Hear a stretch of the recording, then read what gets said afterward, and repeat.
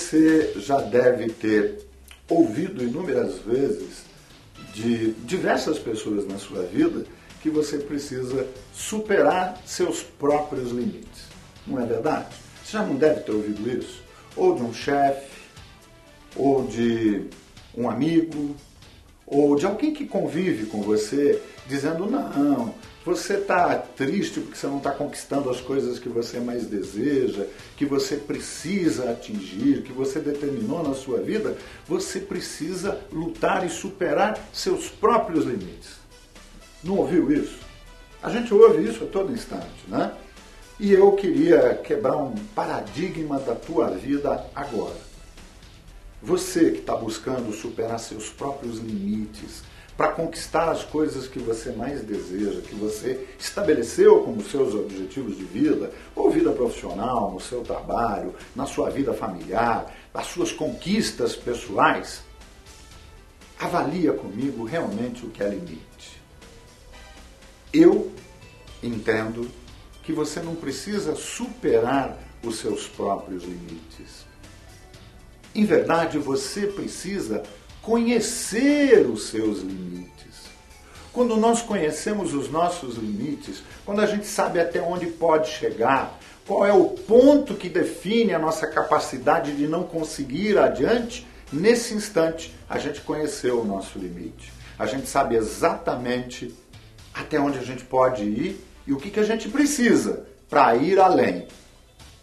Olha, eu vou contar uma historiazinha para você. No começo da minha vida, jovem ainda, eu fui fazer a minha primeira viagem de avião. E foi fantástico, porque eu passei algumas semanas na expectativa de subir pela primeira vez no avião. Era a minha primeira viagem de avião, um curso fora da minha cidade, no escritório central da empresa que eu trabalhava.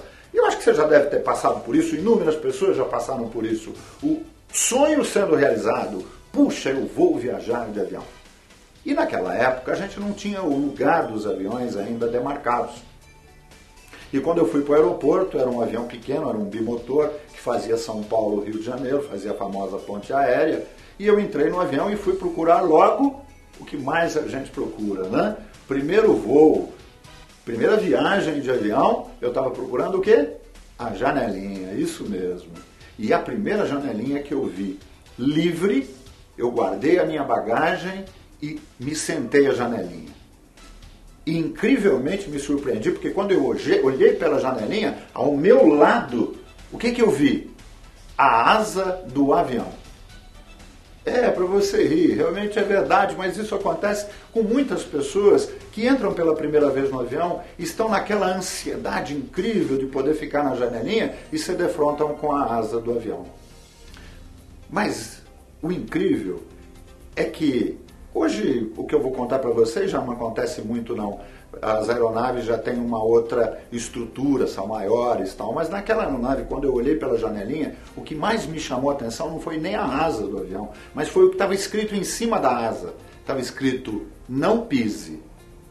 Obviamente eu comecei a pensar, meu Deus, não pise na asa. Será que as pessoas têm costume de pisar na asa? Por que não pisar na asa? Já corri para olhar na estrutura do avião para ver se a porta de emergência era a minha. Como é que, se acontecer alguma coisa, eu vou descer e não piso na asa? É logo que veio na minha cabeça. E outras coisas do tipo, tomara que os mecânicos não tenham pisado nessa asa, porque eu não quero, em hipótese nenhuma, que aconteça alguma coisa. E é incrível como eu fiz aquele voo de praticamente 1 hora de São Paulo ao Rio, muito mais preocupado com a segurança do que com a minha própria viagem. Então aquela ansiedade toda que eu tive de poder pegar o avião pela primeira vez se transformou numa grande preocupação. O que é que pode acontecer se alguém pisar na asa? O tempo passou e hoje eu consigo dizer para você o valor desta imagem que foi criada de uma história verdadeira na minha vida. Minha primeira viagem de avião.